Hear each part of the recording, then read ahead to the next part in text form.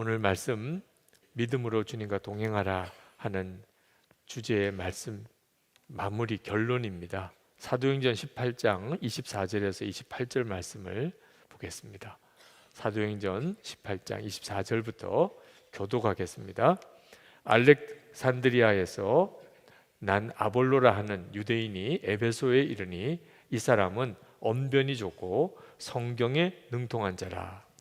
그가 일찍이 주의 도를 배워 열심으로 예수에 관한 것을 자세히 말하며 가르치나 요한의 세례만 알 따름이라. 그가 회당에서 담대히 말하기 시작하거늘 브리스길라와 아굴라가 듣고 데려다가 하나님의 도를 더 정확하게 풀어 이르더라. 아볼로가 아가야로 건너가고자 하므로 형제들이 그를 격려하며 제자들에게 편지를 써 영접하라 하였더니 그가 감에 은혜로 말미암아 믿은 자들에게 많은 유익을 주니 이는 성경으로서 예수는 그리스도라고 증언하여 공중 앞에서 힘있게 유대인의 말을 이김이러라. 아멘. 이 사도행전에 나오는 아볼로라고 하는 사람은 우리가 알고 있는 사도 바울에 비해서는 지명도가 많이 떨어집니다. 우리에게 있어서는 어떤 분들에게는 거의 낯선 분이기도 하죠. 성경을 제대로 안 읽으신 분들에게는. 그런데 실제로 사도행전 기록될 당시에는 사도 바울보다도 어떤 뜻에서는 더 유명했던 분이기도 합니다. 고린도 교회에 네 당파가 있었는데 그 중에 하나가 바로 아볼로파입니다. 거기에는 사도 바울파도 있었고 또 예수파도 있었고 베드로파도 있었고 근데 아볼로파도 있었습니다. 그러니까 아볼로라는 사람은 초대교회 당시 때는 대단히 유명한 사람이었습니다. 이 아볼로가 알렉산드리아 출신이라고 오늘 24절에 말씀하고 있는데 알렉산드리아는 이집트의 수도입니다. 당시에 정치, 경제, 문화, 종교적으로 전 세계의 가장 중심지라는 뜻입니다. 거기 유대인들이 많이 가서 살았는데 그래서 구약 성경 중에 70인역 성경이 주전 3세기에 헬라역으로 그렇게 만들어지기도 했습니다. 또 우리 기독교에 있어서도 사도들이 죽고 난 다음에 초대교회 지도자였던 오리겐이나 또는 아다나시우스 같은 사람들이 다 이 알렉산드리아 출신입니다. 우리 기독교에서도 대단히 중요한 비중을 차지하고 있죠. 바로 거기 출신입니다. 그러니까 아볼로는 구약 성경에 대해서도 어려서부터 잘 알고 있었고 학문적으로도 대단히 뛰어난 사람이었고 언변이 좋았습니다. 고린도 후서에 보면 사도 바울은 말은 신통치 않은 사람이다. 그런 비난을 받은 적이 있다고 거기 스스로 그렇게 고백을 했어요. 고린도 후서 10장 10절에 보면 그들의 말이 그의 편지들은 무게가 있고 힘이 있으나 그가 몸으로 대할 때에는 약하고 그 말도 시원치 않다 하니. 사도 바울은 편지를 쓴 것, 우리가 읽고 있는 이 사도 바울의 서신인 성경들은 다 힘이 있고 은혜가 강한데 실제로 만나보면 사람이 너무 병약하고 그리고 말도 시원치 않다. 그런 평을 하면서 사도 바울을 악평하는 사람들이 있었다는 거예요. 그만큼 사도 바울은 말주변이 별로 없는 사람이었던 것 같습니다. 저도 아마 그런 유형에 들어가는 모양입니다. 근데 아볼로는 그에 비해서 대단히 언변이 좋은 사람이에요. 수사하기에 능하고 웅변가였고 요즘으로 말하면 아주 유명한 방송인과도 같은 사람, 인기인이죠. 그때 당시에. 그래서 공개 토론을 할 때 상대방을 논리로 그리고 학식으로 그 사람들을 능히 이기는 아주 대단히 유명한 사람이었습니다. 그랬던 이 아볼로이지만 처음에는 그도 예수 그리스도에 대한 복음을 정확히 알지 못하는 사람이었습니다. 25절에 보면 이 아볼로에 대해서 말하기를 예수님을 그가 처음부터 알고는 있었지만 그렇지만 요한의 세례만 알 따름이라. 이 그가 일찍이 주의 도를 배워 열심으로 예수에 관한 것을 자세히 말하며 가르치나 요한의 세례만 알따름이라 그랬습니다. 이 요한의 세례가 뭐냐면 세례 요한의 세례를 말하는데, 세례 요한은 그가 한 중요한 사역이 이스라엘 백성들에게 죄를 회개하고 그리고 다시는 죄를 짓지 않는, 죄에서 완전히 떠나는 삶을 아주 통렬하게 외치면서 그렇게 하겠다고 결단한 사람에게 세례를 베푸는 사역을 했습니다. 그러니까 요한의 세례는 죄에 대한 회개와 삶의 변화, 그리고 그것의 증거로 세례를 받는 거죠. 그러니까 아볼로가 요한의 세례만 알았다고 하는 걸 보면 아볼로의 메시지의 핵심도 죄에 대한 회개를 촉구하는 것이었다고 그렇게 생각이 듭니다. 예수님의 십자가의 복음의 굉장히 중요한 몫이 바로 이 일입니다. 예수님의 십자가의 복음도 우리의 죄를 진정으로 회개하면, 그리고 예수님을 믿으면 모든 죄가 사함을 받는 속죄의 복음입니다. 이것은 예수님의 십자가의 복음의 매우 중요한 몫입니다. 우리가 좀 전에 보혈 찬송을 불렀는데 그 보혈 찬송의 가장 중요한 메시지가 바로 이 속죄의 은혜입니다. 죄를 회개하는 자들은 예수님의 십자가의 은혜로 모든 죄가 사함을 받는다는 거죠. 그러니까 아볼로는 이 설교를 정말 뜨겁게 했던 것 같고 상당히 영향력이 있었고 은혜가 되었던 것 같습니다. 그런데 브리스길라와 아굴라가 에베소에서 이 아볼로 설교를 처음 듣게 됐는데, 그 회개와 속죄의 복음을 전하는 메시지는 참 은혜가 되긴 하지만 아쉬움이 있는 거예요. 뭔지 모르게 아볼로의 설교에 빠져 있는 것이 있다는 걸 느꼈습니다. 그래서 설교가 다 끝나고 개인적으로 아볼로를 초청해서, 그리고 아마 식사 대접을 하면서였는지 하나님의 도에 대해서 자세하게 아볼로에게 가르쳤다고 그렇게 말씀하고 있습니다. 자, 무엇을 도대체 브리스길라와 아굴라가 아볼로에게 가르쳤는지에 대한 언급은 성경에 나와 있지 않지만 사도행전 전체를 읽어보면 성령의 역사에 대해서 가르쳤겠구나 하는 것을 알 수가 있습니다. 요 다음 장인 사도행전 19장에 보면 사도 바울이 3차 전도 여행을 하면서 이 에베소에 옵니다. 지금 아볼로와 브리스길라와 아굴라가 만나서 나누었던 요 장소인 에베소에 사도 바울이 옵니다. 그리고 거기에 예수를 믿는 사람들이 있는 걸 알았어요. 아볼로 같은 사람이 설교를 한 걸 듣고 예수를 믿는 거죠. 그래서 예수 믿는 사람이 있었어요.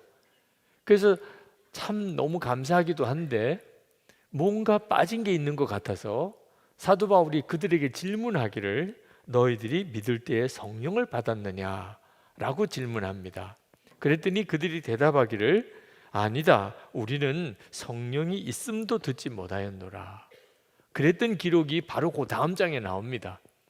그러니까 이 아볼로에게 있어서 결정적으로 빠진 것이 뭐냐면, 우리가 진정으로 회개하고 예수님이 우리 죄를 위해 십자가에 죽으신 것을 정말 믿으면 우리 모든 죄가 사함을 받는다, 이 십자가의 복음을 전하긴 했는데 성령의 역사에 대해서는 너무 모르고 있었다는 거죠. 그것을 아볼로에게 자세하게 가르치게 되고 아볼로가 그로 인해서 온전한 복음을 알게 되는 역사가 오늘 우리가 읽은 본문의 내용입니다. 참 안타깝게도 예수를 믿지만 실제로는 온전한 복음을 알지 못하고 예수를 믿는 이들이 참 많이 있습니다. 대부분 많은 그리스도인들이 예수를 믿는 것을 그저 속죄함을 받는 데만 초점을 둡니다. 예수 믿으면 모든 죄가 사함을 받는다.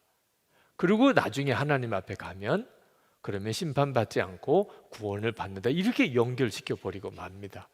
그 사이에 매우 중요한 삶이 예수 믿고 속죄함을 받고 난 다음에 하나님 앞에 가서 심판 자리에 설 때까지의 삶이 빠져 있는 거예요. 속죄함을 받고 난 다음에 하나님 앞에 갈 때까지는 그럼 어떻게 사는 거죠?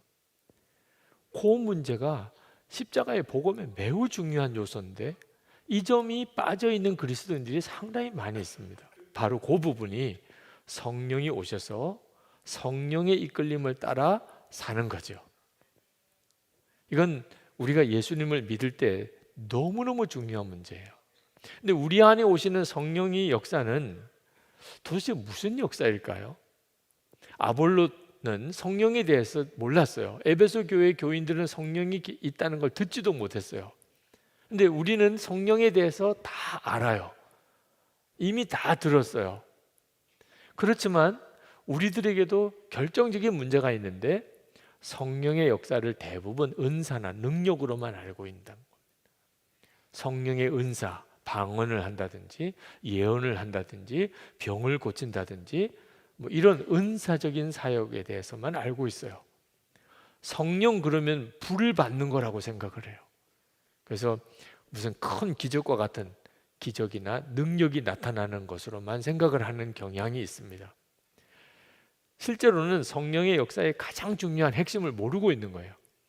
하나님이 우리에게 성령을 보내신 것은 이유가 뭐냐 하면 예수 그리스도를 바라보는 눈을 뜨게 해주기 위해서 그렇습니다.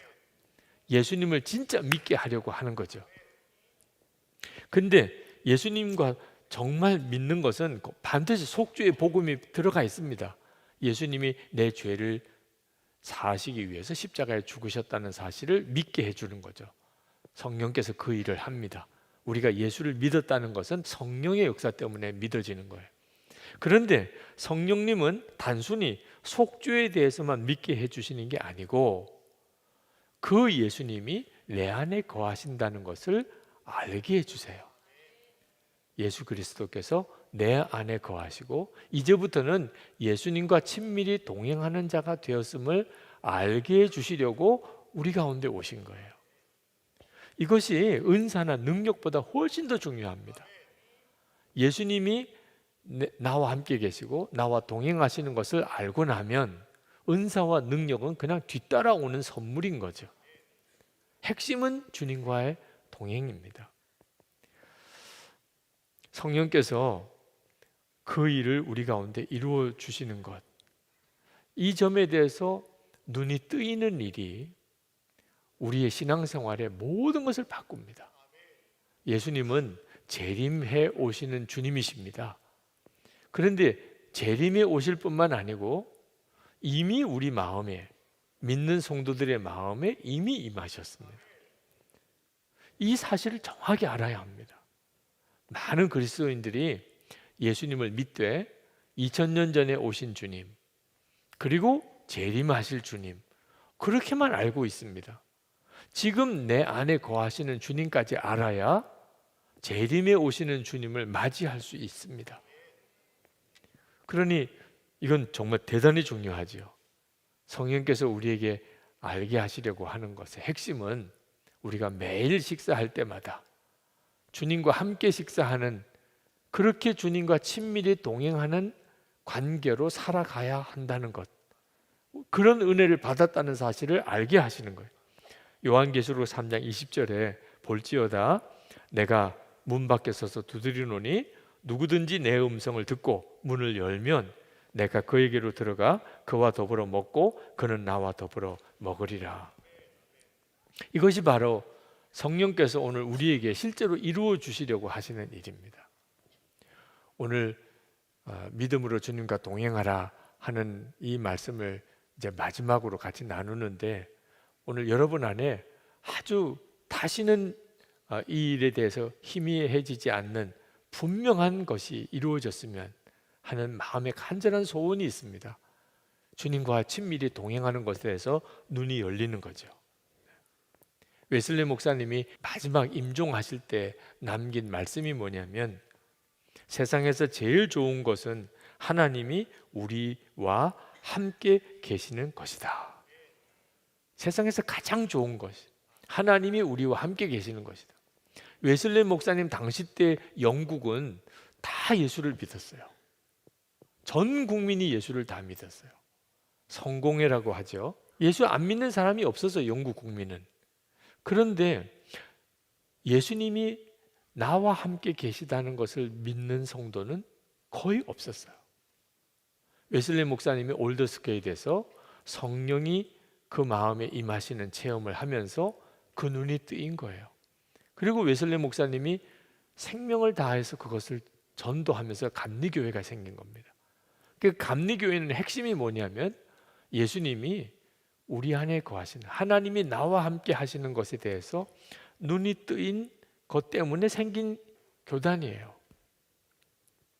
브리스길라와 아굴라가 아볼로에게 바로 그 점을 가르쳤어요.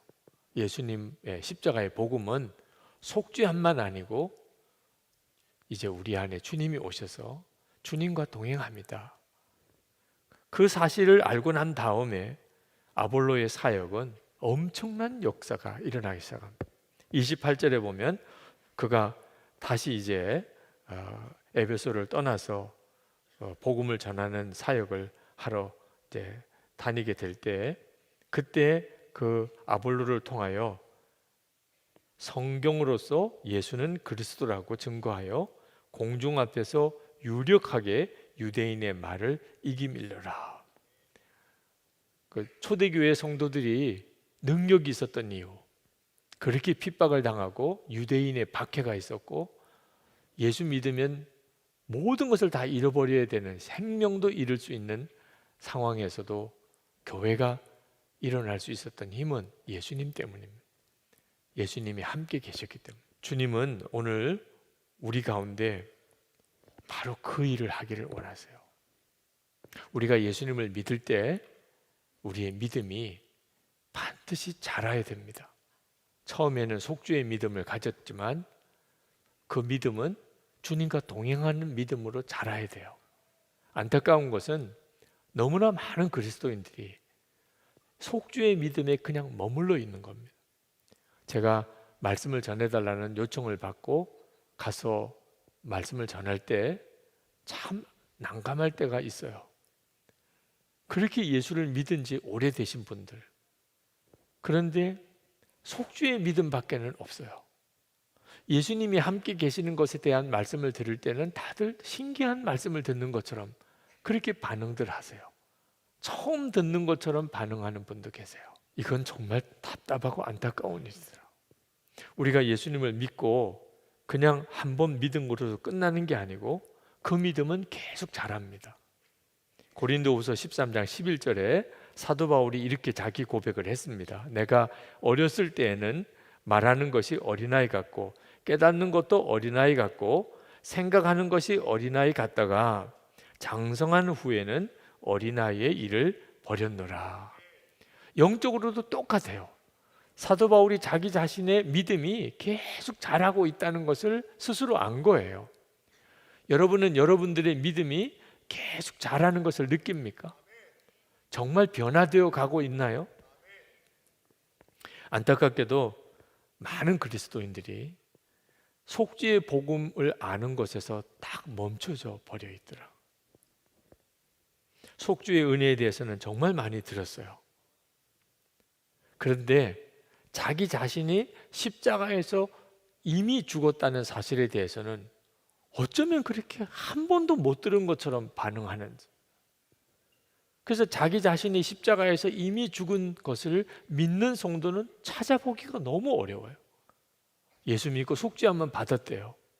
근데 내가 주님과 함께 죽었다는 것에 대해서는 무슨 말인지 잘 몰라요. 한동안 전혀 자람이 없는, 영적으로 전혀 성장이 없는 거죠. 예수님과 친밀히 동행하고 있느냐고 질문하면 다 눈만 껌뻑껌뻑거려요. 이 점이 참 안타까운 겁니다. 우리가 이제 믿음을 가졌으면 예수님과 동행하는 믿음을 가지는 단계까지 반드시 자라야 됩니다. 어린아이 신앙과 장성한 신앙의 차이는 말씀을 받아들이는 차이가 아주 뚜렷한 증거입니다. 히브리서 5장 13절에 보면 이는 젖을 먹는 자마다 어린아이니 의의 말씀을 경험하지 못한 자요. 14절에 단단한 음식은 장성한 자의 것이니 그들은 지각을 사용함으로 연단을 받아 선악을 분별하는 자들이니라. 그러니까 성도가 똑같은 게 아니고요. 어떤 성도는 젖과 같은 말씀만 먹을 수 있어요. 단단한 말씀 못 먹어요. 소화가 안 돼요. 어떤 성도는 아주 단단한 말씀도 잘 받아들여요. 믿음이 장성했기 때문에. 자, 그런 식의 말씀인데 예를 들면 이렇습니다. 우리가 교회 식당에 올라가서 이제 식사를 하는데 나이가 한 50쯤 넘은 어느 성도가 식사를 하는데 가방에서 젖병을 꺼내요. 그래가지고 자, 우리 식사 기도하고 다 드십시다 그러는데 그 분이 젖병을 이렇게 징그러울 거야 아마. 틀림없이 여러분들 보고 아니 세상에 50도 넘은 사람이 젖병을 꺼내서 쭉쭉쭉 젖을 빨고 있으면 그거 얼마나 보기가 민망해요. 우리가 영적인 상태이기 때문에 눈에 안 보이니까 그냥 아무렇지도 않게 같이 있는 거예요. 나이가 많으면 믿음도 같이 그만큼 많은 줄로 생각하고 예수 믿은 지 오래됐으면 그만큼 신앙도 잘한 줄로 생각하고 세상에서 공부 많이 했으면 교회에서도 믿음도 그만큼 큰 줄로 생각하고 우리가 다 그렇게 적당하게 넘어가고 있는 거예요. 어떤 집사나 권사나 장로나 목사나 이런 직분이 그 사람의 믿음인 것처럼 그냥 우리는 그렇게 넘어가고 있는 거예요. 실제로 가만히 보면 굳은 말씀, 제대로 된 진짜 양식이 되어지는 말씀은 제대로 소화를 못 시키는 성도들이 너무너무 많아요. 그냥 젖과 같은 말씀, 그냥 젖병 물려줘야만 그 정도로만 소화시킬 수 있는 성도가 너무 많다니까. 고린도 교회도 그랬고 히브리서에도 그 안타까움을 기록하고 있어요. 여러분 자신은 내가 젖을 먹는 성도인지 내가 밥을 먹는 성도인지 얼마만큼 내 믿음은 자랐는지 여러분도 궁금하시죠? 혹시 진짜 가방에서 젖병 꺼내가지고 물고 있는 정도는 아니야? 그럴 수도 있어요. 지금 한번 점검해 볼까요? 빌립보서 1장 29절 한번 같이 읽읍시다. 그리스도를 위하여 너희에게 은혜를 주신 것은 다만 그를 믿을 뿐 아니라 또한 그를 위하여 고난도 받게 하려 하심이라.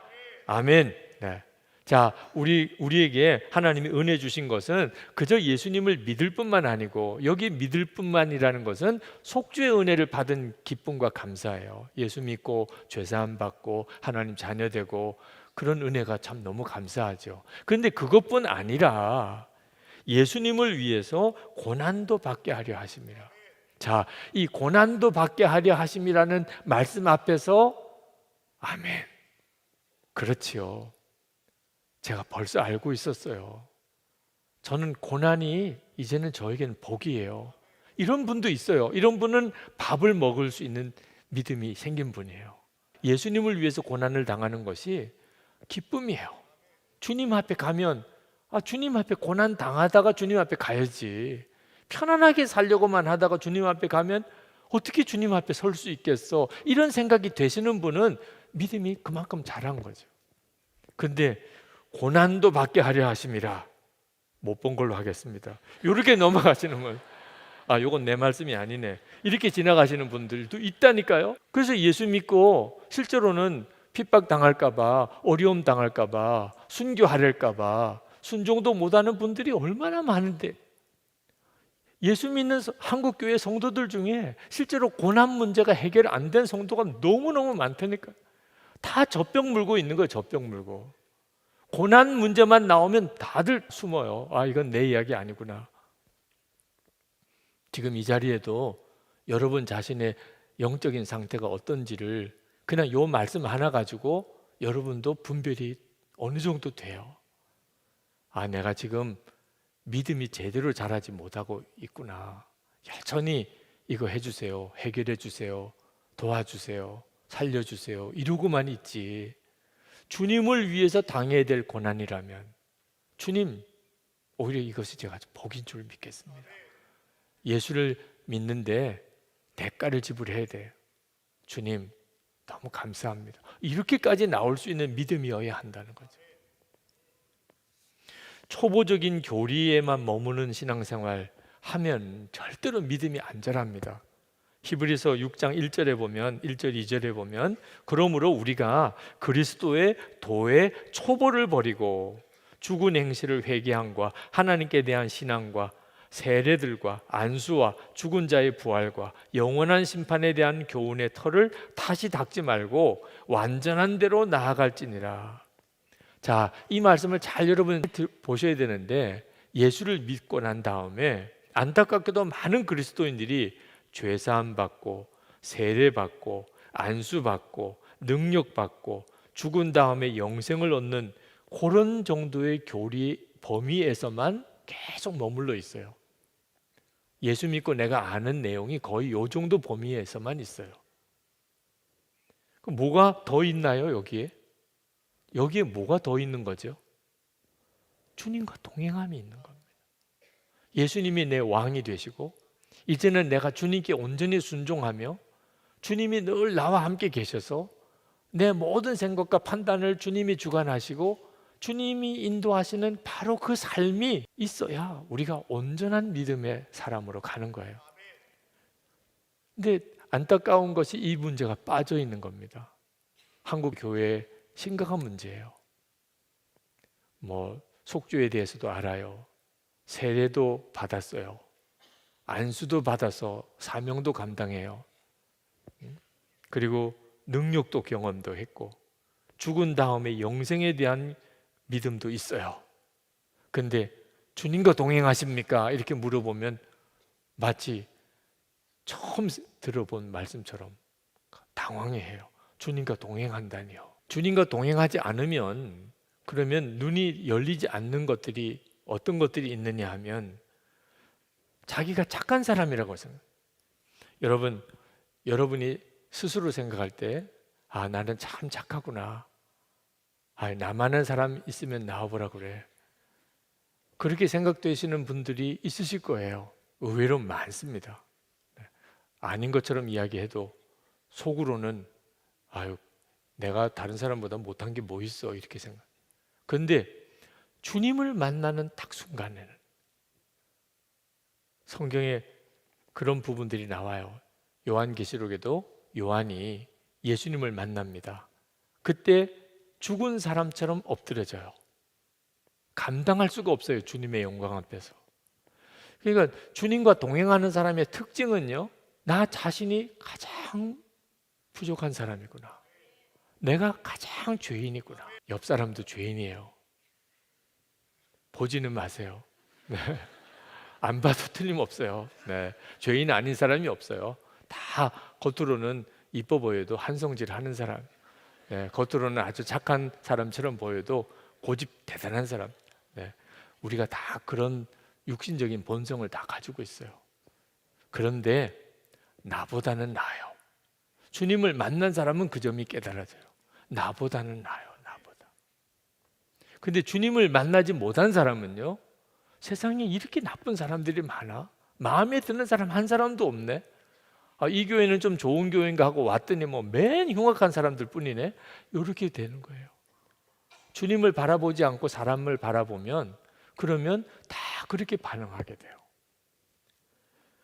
예수님을 믿는다고 하면서도 주님과 동행하지 않는 사람은 실제적으로는 염려와 근심이 많아요. 계속 염려하고 근심하고 두려워해요. 근데 주님의 임재를 깨닫고 주님과 동행하게 되면요, 그렇게 행복한 사람이에요. 다른 사람이 보면 이해가 안 될 정도예요. 아니, 당신이 왜 그렇게 행복합니까? 주님이 기쁨이에요. 주님이 기쁨이라니까. 주님이 평안이고.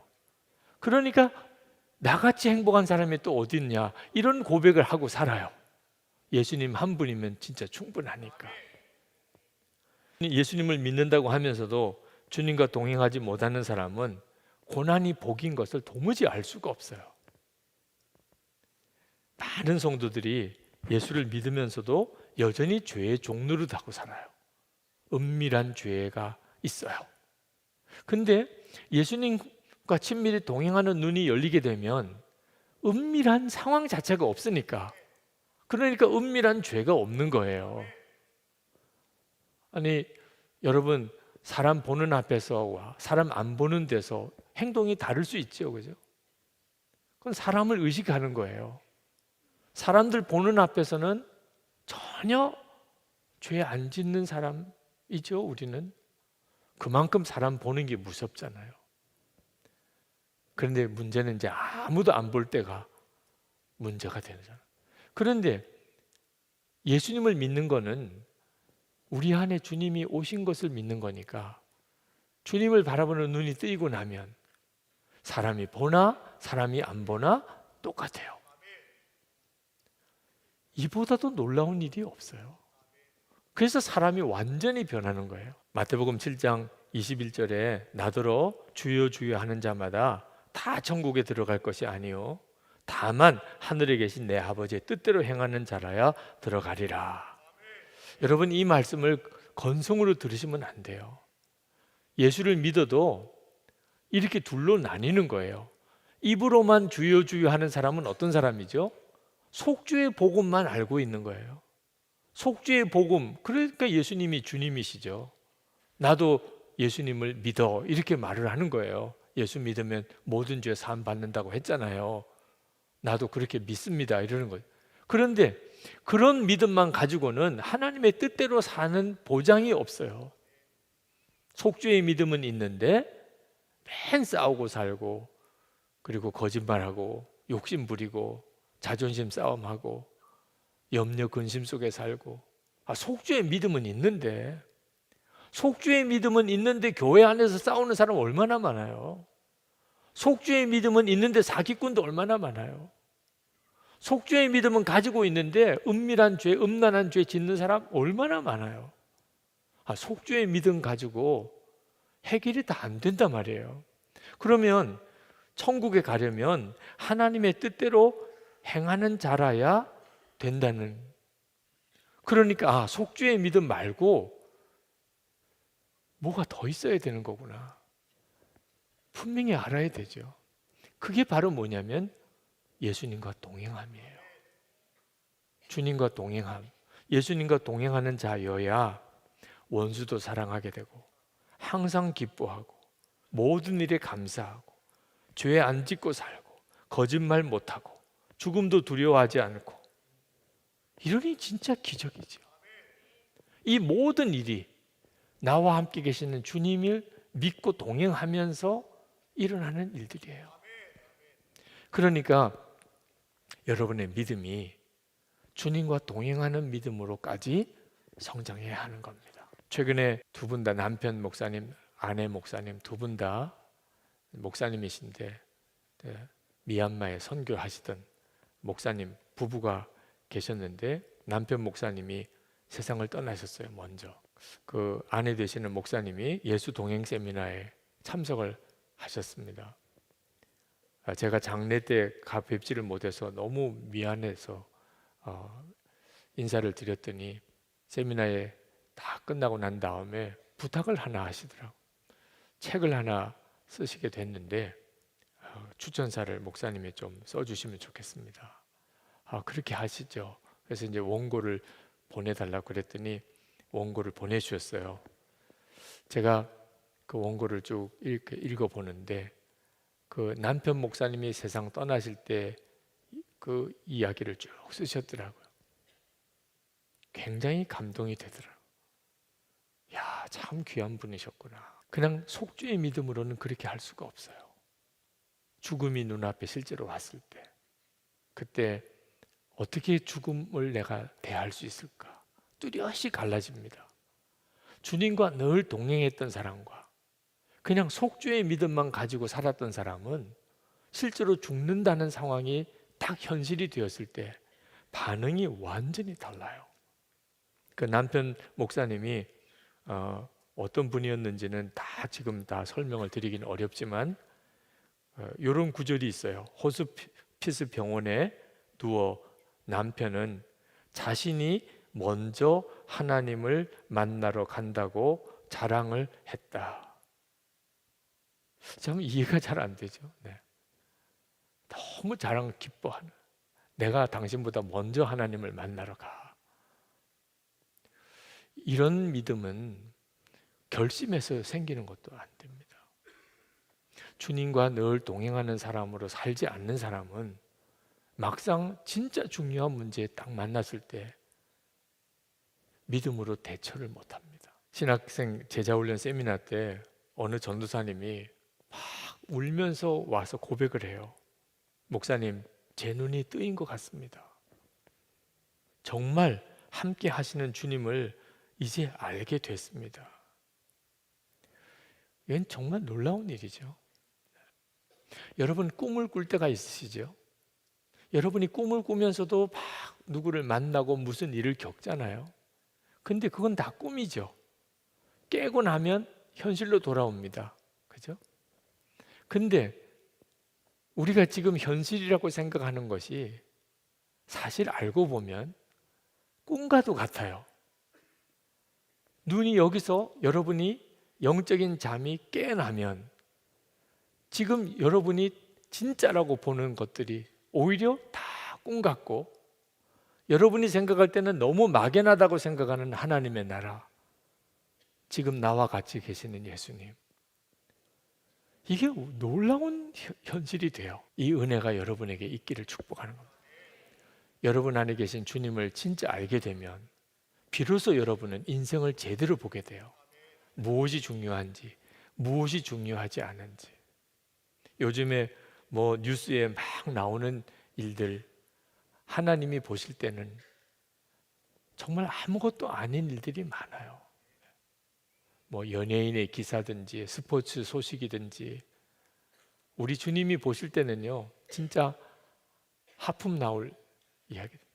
우리들에게는 그것 때문에 막 모든 것이 다 거기에 쏠려 있는 것 같고, 그것 때문에 기뻤다가 그것 때문에 슬펐다가 사실은 꿈을 꾸고 있는 거예요.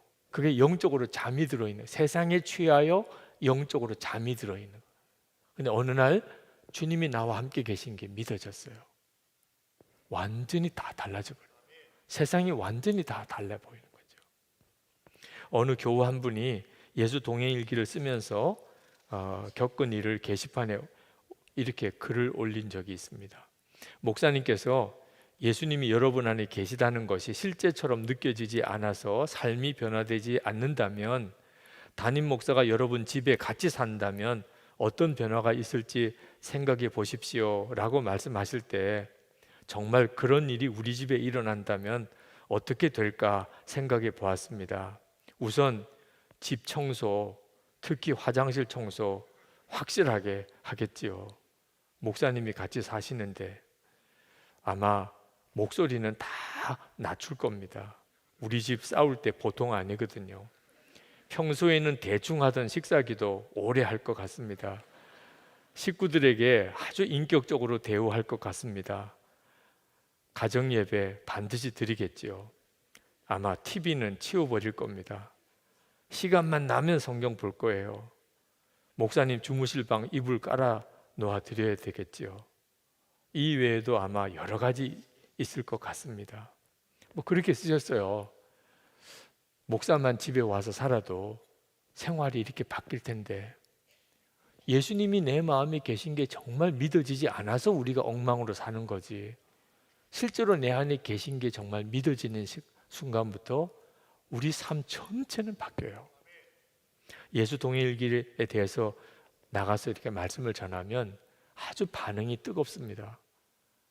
그만큼 주님에 대한 열망이 있으신 것 같아요.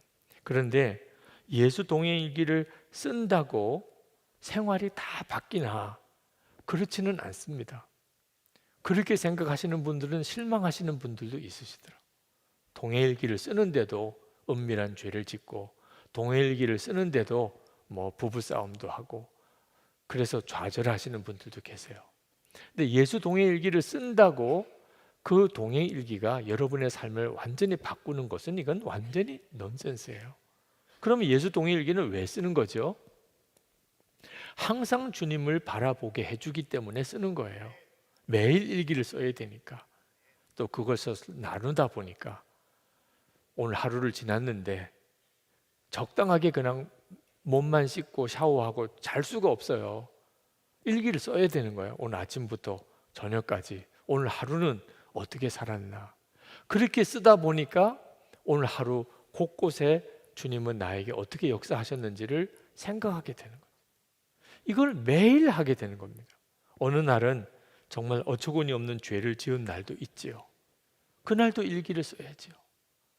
일기를 안 쓰면 그냥 모른 척하고 넘기겠지만, 일기를 써야 되니까 오늘은 정말 바보같이 살았다, 비참하게 살았다, 그렇게 주님을 바라보게 된 거예요. 우리가 이렇게 주님을 바라보는 일을 중단하지 말자고 일기를 쓰는 거예요. 잘 살았든 못 살았든 하여튼 주님은 바라봅시다. 여러분이 그렇게 하면 반드시 주님이 여러분 안에 거하시는 게 믿어지게 돼요. 그 다음부터 여러분의 삶 전체는 완전히 달라지게 됩니다. 믿음으로 주님과 동행하기 시작할 때부터 비로소 인생은 완전히 달라지게 돼요. 우찌무라 간조가 이런 말을 했습니다. 하나님께서는 세상의 썩을 물건, 곧 금, 은, 토지, 가옥의 분배에 있어서는 심히 불공평하시다. 그러나 하나님이 인류에게 주시는 가장 좋은 선물, 곧 성령을 주시는 데는 공평하시다. 아니, 도리어 가난한 자에게는 후하시고 부자에게는 박한 것처럼 보인다. 여러분은 어느 쪽을 택하고 싶으세요? 여러분 안에 계신 주님, 그 주님을 내가 분명히 알기를 더 원합니다. 그 다음에 재물도 있는 거고 건강도 있는 거고 또 세상에서 성공도 필요한 거예요. 주님을 알지 못하고 그 모든 것은 사실은 다 나중에 가면 오히려 마음과 생각을 빼앗겨 버리는 비참한 처지가 되어버리고 맙니다. 이제 오늘 이 밤에 하나님께서 여러분에게 지금까지 가지고 있었던 주님을 향한 믿음이 또 한 번 분명하게 새로워지는 역사가 있기를, 이제부터는 정말 주님과 동행하는 믿음의 삶을 살게 되기를 축복합니다.